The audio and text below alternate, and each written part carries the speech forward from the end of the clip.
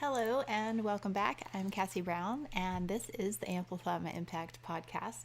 I am both thrilled and honored to be hosting this experience and creating this opportunity for conversation. And I am continuing my rogue streak of not researching key top searches and algorithms and marketing angles and all of the things, and literally leading with just my intuition, what's on my heart, sharing my story, and getting ready to gear up for some of our first interviews. And I'm really, really excited about what's going to unfold. I actually have my daughter as the very first interview. Fair is going to be joining us. She is just a walking ray of sunshine and a daily inspiration for me. Being a mom has probably been one of the greatest lessons of my life. Humbling experience, and it's one of those things that you get to wholeheartedly open up and experience in real time with your kids, making mistakes and learning and understanding as you go. So, I will definitely share more about Farah's upcoming interview as we close out this episode, but to cue things up for this episode, I really want to just open up by saying empathy is a superpower, and I didn't always feel this way. I am a very sensitive person. I didn't realize I was an empath, and probably until I was in my late 20s, until I realized there is actually an article, several fields of research dedicated to the sensitivity, to the emotion, and to understanding. And what's interesting is when you go your whole life thinking that you're just very sensitive, you cry easily.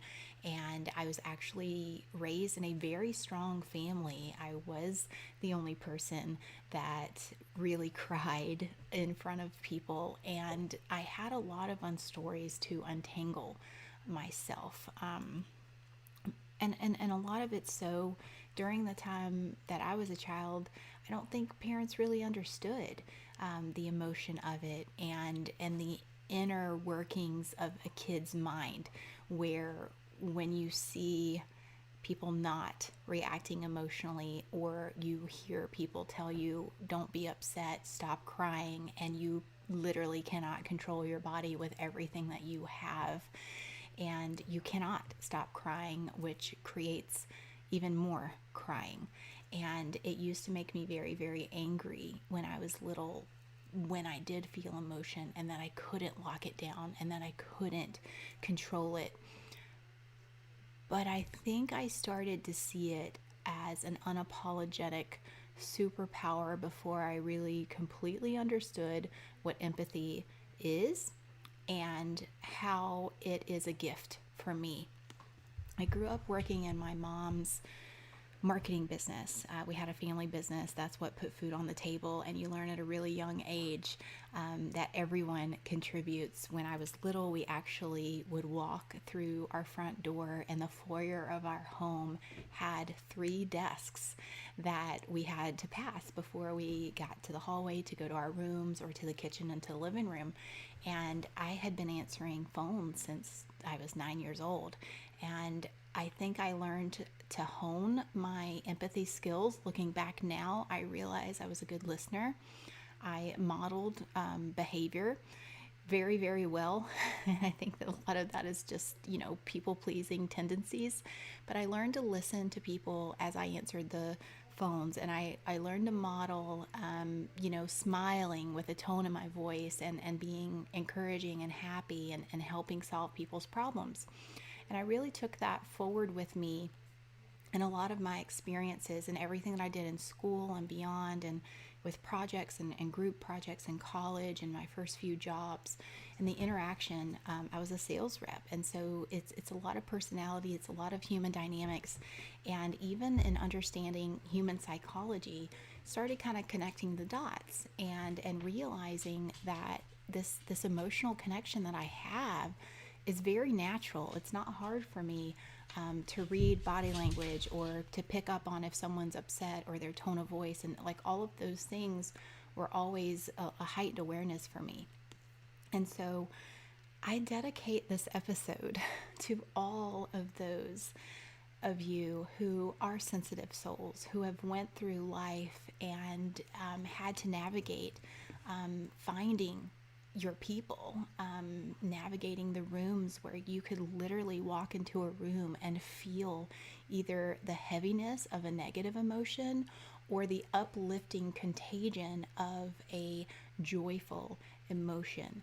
And that is, I think, sometimes it's a blessing and a curse until you realize how to shield and project and all of those things. And I'm excited to get into some interviews later with more people that I have found over the years to leverage this skill set.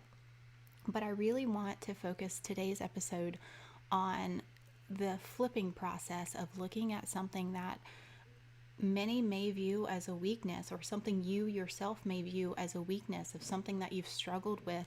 And then on the other side, it's actually your greatest strength and inspiration for others. And for me, I started realizing I could get along with people. I could diffuse situations. I could be a really good listener.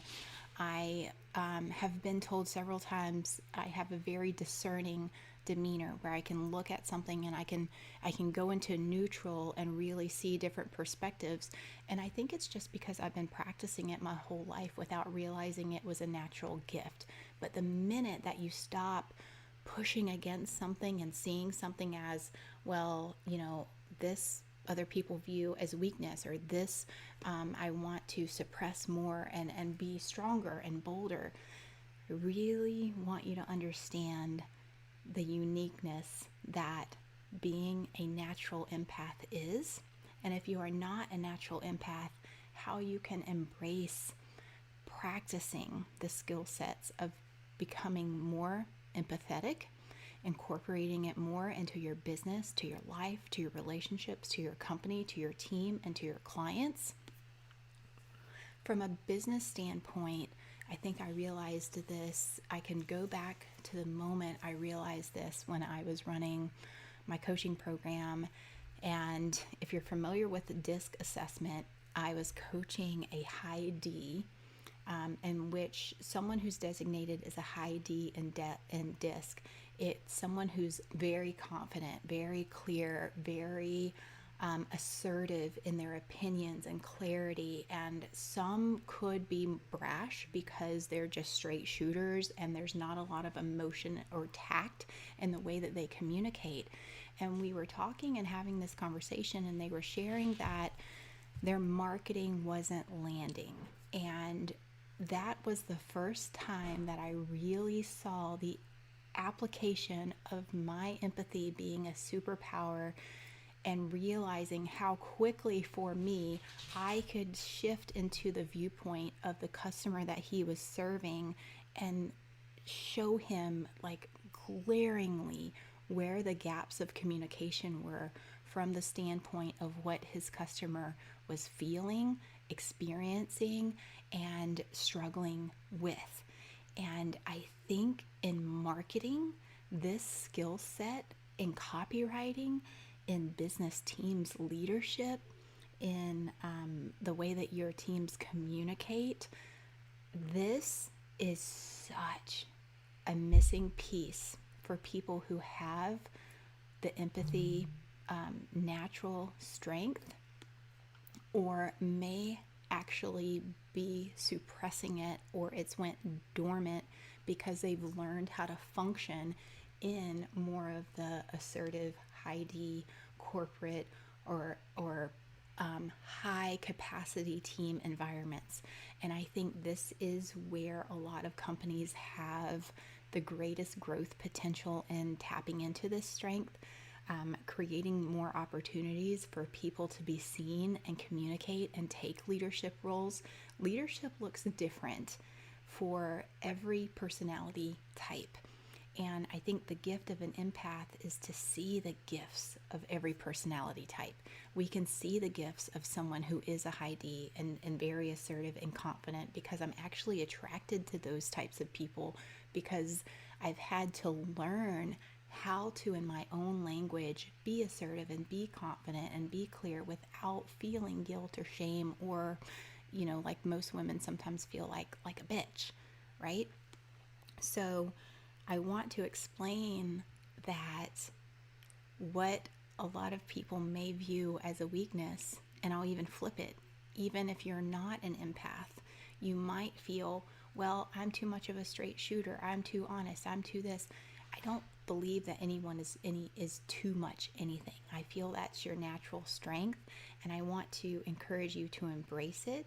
That doesn't mean that we can't open opportunities to be more empathetic. And for empaths, or those of us who might lead quieter or away, I have a friend who I like to describe as, she is like a lioness that whispers encouragement and empowerment, right? Because she just has a calm leadership demeanor. It looks different for everyone. And so I want to encourage you to sort of like open up vulnerable and see where your strength is and where you can expand. So empaths can expand in being seen more and loving themselves more, and not shying away from the emotional gift and the reading of the room that they have, and the way that they can communicate where it lands for other personalities. I want to talk about this in 4 different realms. So I want to talk about the strength of an empath and the way that you can equip yourself in your self-leadership, and what you can do, and the way that we talk to ourselves. For me also, this is one of those things, when you start to awaken and activate your awareness of your inner voice, you start to kind of pay attention, how am I talking to myself?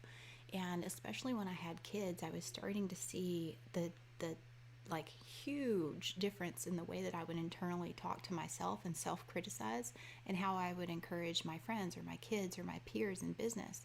And so the first shift that we can do is we can shift that internal dialogue and lean in and ask ourselves, how am I talking to myself? How am I leading myself? How am I embracing the sensitivity to my own reactions, my own decisions? And when we start to be gentler with ourselves, that fills our cups and it pours out over to opportunity to be even more gentler with others. Even the people who just rub us the wrong way, or they trigger us every single time. The abundance of grace when it's from the inside out is magical. All right, so that's the first one. The second one is connection with our teams and with our clients and with our inner workings of business.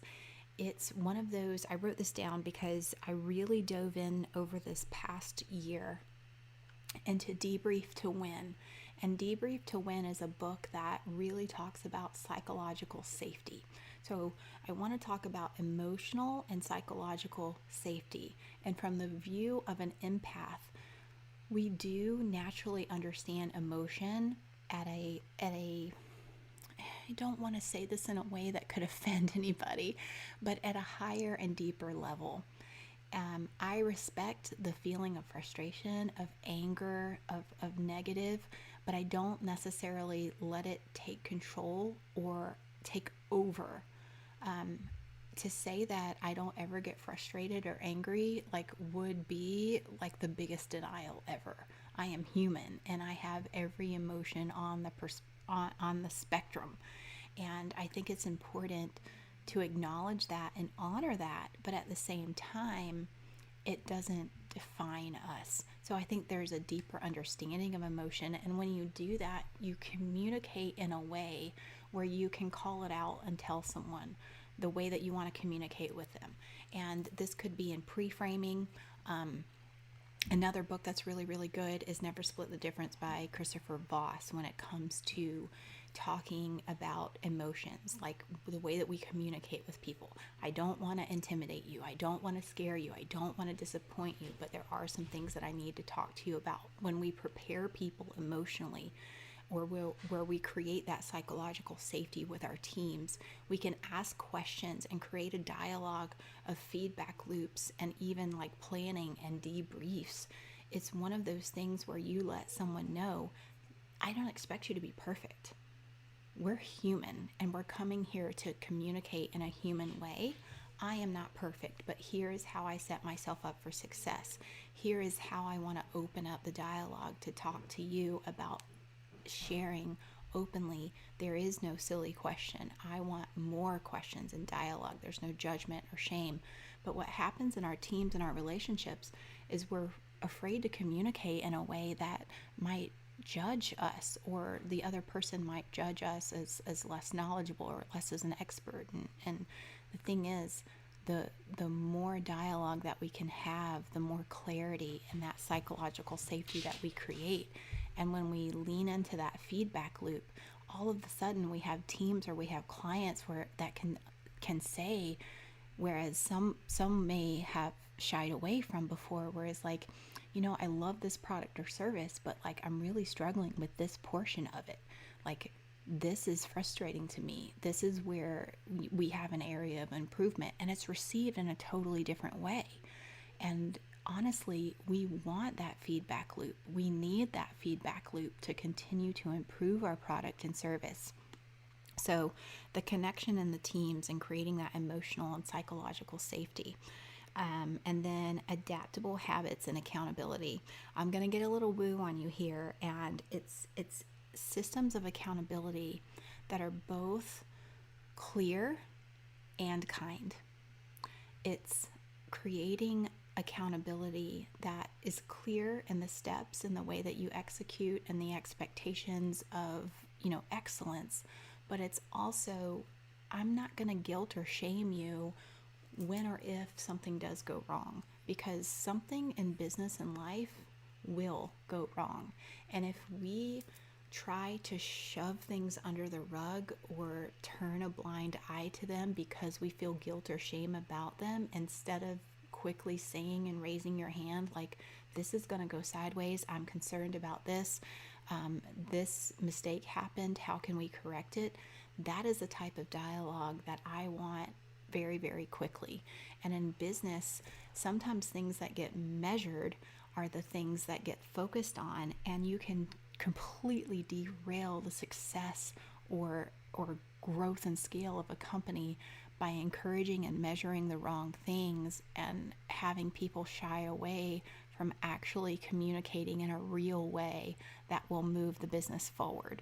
So I think there is a lot of opportunity in the way that we measure accountability with also kindness. And I kind of want to go a bit deeper here on the kindness and start with that internal process. Like, there's some things that we carry like a torch for, where we continually beat ourselves up with guilt and shame. And what would that look like if we approached it with more grace and forgiveness? And when we do that internally, and then we expand that into the people around us, what does that look like for our day-to-day and our stress levels? And it's kind of like a domino effect that comes. And so now I want to kind of move into empathy and practice. I know we've kind of moved at a quick pace, talking about empathy, the gift of empathy, natural empaths. And now I want to speak a little bit to how we can continue to expand our natural gifts of empathy, but also, if you're not so inclined to empathy, how can you expand your foundation of empathy? So there's 3 things that I wrote down that you can activate your awareness in yourself. You can check in with yourself, and you can literally start to practice active awareness. How are you feeling? Are you flustered? Are you rushed? Are you in a fog? Or are you dealing with something emotional that you're trying to just put a lid on, lock it up, and get through it. I was on a coaching call the other day and we were talking about this exact same situation. And I shared with them, and I'm excited that Farrah is going to be coming on because we had just lived this situation. Farrah had a situation at school where she was upset, and we were moving from school to another activity where she's going to be getting baptized, and our church films like a little documentary. And so in the transition of her going from school to her baptism video, she expressed and she explained to me how she was feeling, and she is a very, very high emotional empath. And so she was naturally upset, and she was processing through her feelings and crying, and she was able to process. But right when we got to the church and to check in and touching base with everybody, I felt her physically shift into the energy of like, lock it down, get it under control, and just get through this next hour. And I wrestled for a few moments whether I'm just going to let her process through and let that be her solution, or give her the grace to be like, here's what she's experiencing, here's what she's feeling, she's still working through it. And so we decided to talk about it and give it air and bring it to light. And she was not done processing. And so that allowed her to be vulnerable, to continue to process through, but to not put that emotion on lockdown, to truly give herself the grace and the time that she needed to let it go so that she could continue to do her interview. And it was incredible. She did a fantastic job.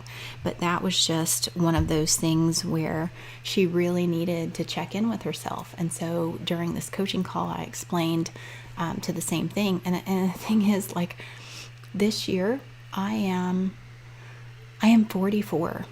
And so this is a practice that has been present probably since like you become self-aware at 5-6 years old, some a little earlier, definitely by 7 or 8, and you start to understand that you have feelings, and then you start to have your inner dialogue on lock it down, get it under control, and all of this type of stuff.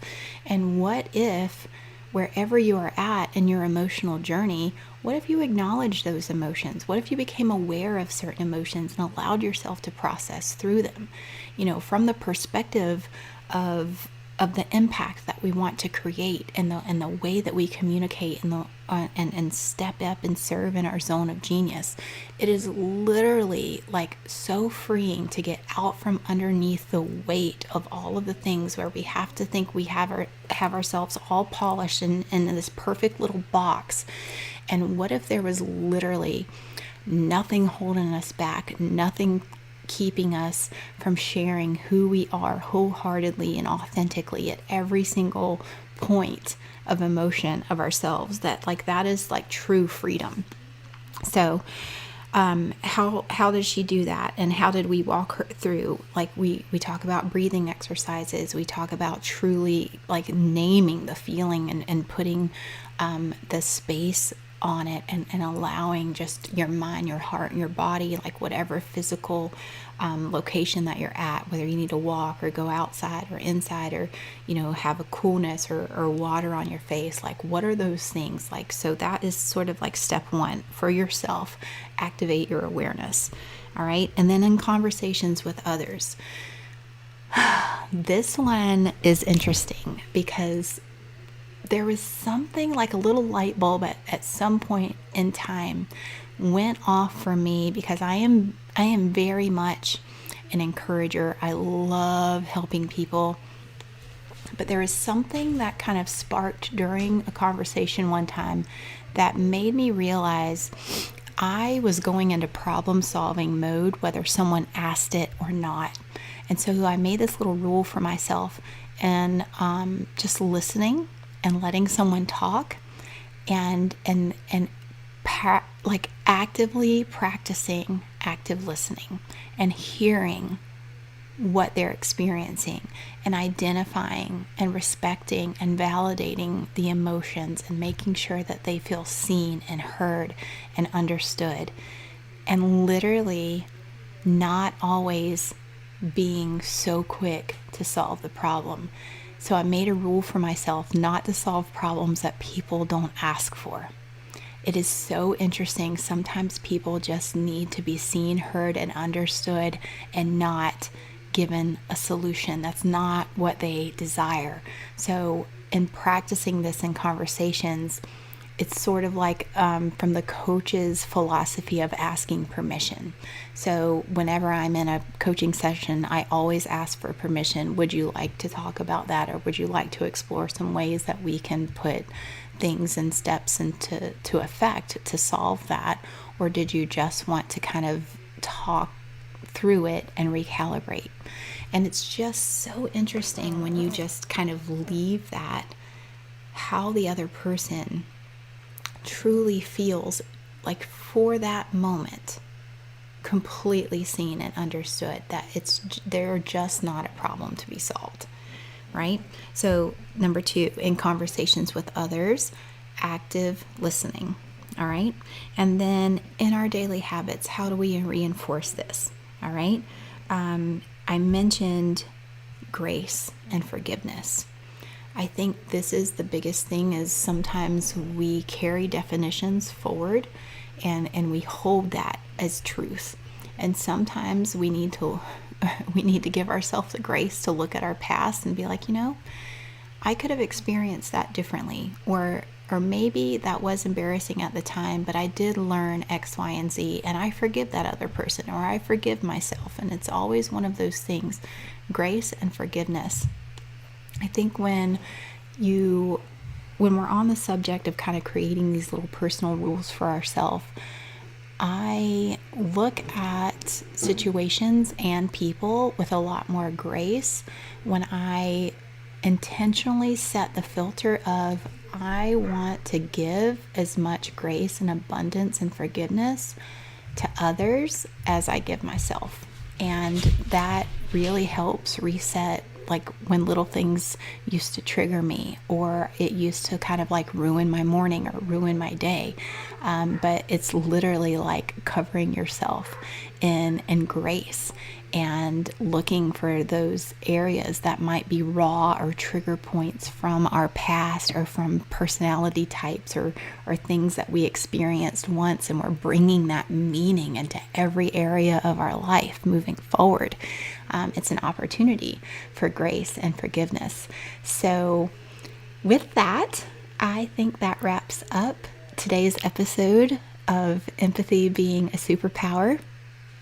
And I'm really, really excited for the upcoming episodes and the interviews that we're going to be having, with the interview of Farah being my very first interview, and sharing some of the things that she actually has in mind for the podcast. So I will leave that with you, and I will see you next time. Take care.